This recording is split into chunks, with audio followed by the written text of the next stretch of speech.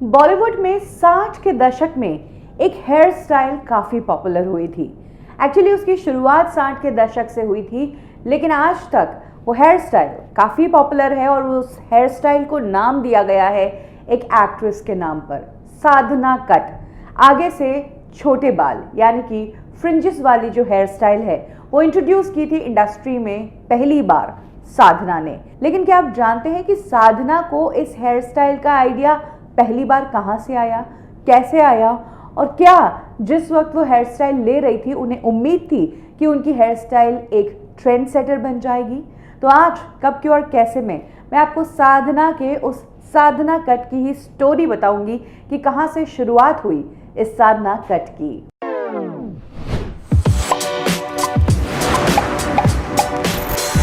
साधना का पूरा नाम है साधना शिवदसानी। वो एक सिंधी कॉलेज में पढ़ाई कर रही थी और उन्हें डांसिंग और ड्रामा का शुरू से ही शौक था। इसी दौरान उन्होंने अपने कॉलेज के लिए एक प्ले किया था और वहीं से एक जेंटलमैन ने उन्हें देखा और उनके उस प्ले की कुछ लड़कियों को लेकर एक सिंधी फिल्म बनाई जिसका नाम था अबाना। ये फिल्म पार्टीशन पर बेस्ड थी और रिलीज से पहले इस फिल्म को न्यूज़पेपर्स में काफी प्रमोट किया गया था। फिल्म का एडवर्टीजमेंट और पोस्टर न्यूज़पेपर में छपा था और वहीं पर बॉलीवुड के एक प्रोड्यूसर ने साधना को नोटिस किया, जो उस टाइम एक फिल्म बना रहे थे और उस फिल्म के लिए उन्हें साधना जैसा ही फ्रेश फेस चाहिए था। ये प्रोड्यूसर थे एस मुखर्जी और इन्होंने साधना को लव इन शिमला के लिए अप्रोच किया था। एस मुखर्जी ने अपने बैनर की शुरुआत ही की थी और साधना उनके बैनर की पहली एक्ट्रेस थी। लव इन शिमला के लिए साधना के कुछ लुक टेस्ट किए गए। लुक टेस्ट के जो पिक्चर्स डेवलप करवाए गए तो साधना बिल्कुल परफेक्ट लगी।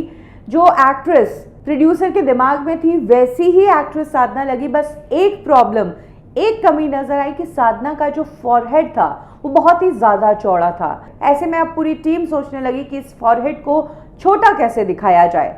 तो आइडिया लगाया गया कि बालों का एक पैच लगा देंगे ऊपर जिससे कि फॉरहेड छोटा दिखेगा। बाद में इस फिल्म के जो डायरेक्टर थे आर.के. नैयर, उन्होंने एक ऐसा आइडिया सुझाया जिससे साधना को ना सिर्फ वो हेयर स्टाइल मिली बल्कि ये हेयर स्टाइल उनकी पहचान बन गई, बॉलीवुड का ट्रेंड सेटर बन गई। एक्चुअली उस दौरान ऑड्रे हेपबर्न करके एक एक्ट्रेस थी जिसकी फिल्म आई थी रोमन हॉलीडे और इस फिल्म में उसकी हेयर स्टाइल ऐसी ही थी। आर.के. नैयर ने ऑड्रे हेपबर्न को इस फिल्म में देखा था और वहीं से उनको साधना के इस फॉरहेड को कम करने का आइडिया लगा कि क्यों ना साधना के बालों को भी आगे से कटवा दिया जाए, आगे से फ्रिंजेस करवा दिए जाए। फिर क्या था, आर.के. नैयर ने यही आइडिया प्रोड्यूसर के साथ डिस्कस किया, साधना के साथ भी डिस्कस किया। हालांकि तब की एक्ट्रेसेस के लिए ये टफ डिसीजन था क्योंकि ये वो टाइम था जब एक्ट्रेसेस लंबे बालों को ही खूबसूरती की निशानी मानती थी और छोटी फ्लिक्स तो ठीक है लेकिन इतनी छोटी फ्रिंजेस तो कोई करवाता ही नहीं था। ऐसे में साधना ने ये बोल्ड कदम उठाया। एक चाइनीज हेयर ड्रेसर से उन्होंने ये फ्रिंजेस कटवाए जिसके बाद साधना को अपना ये नया लुक मिला और ये लुक इनके ऊपर इतना जमा कि इस फिल्म के बाद, इस कट के बाद साधना की इस हेयर स्टाइल को आज तक साधना कट के नाम से ही जाना जाता है।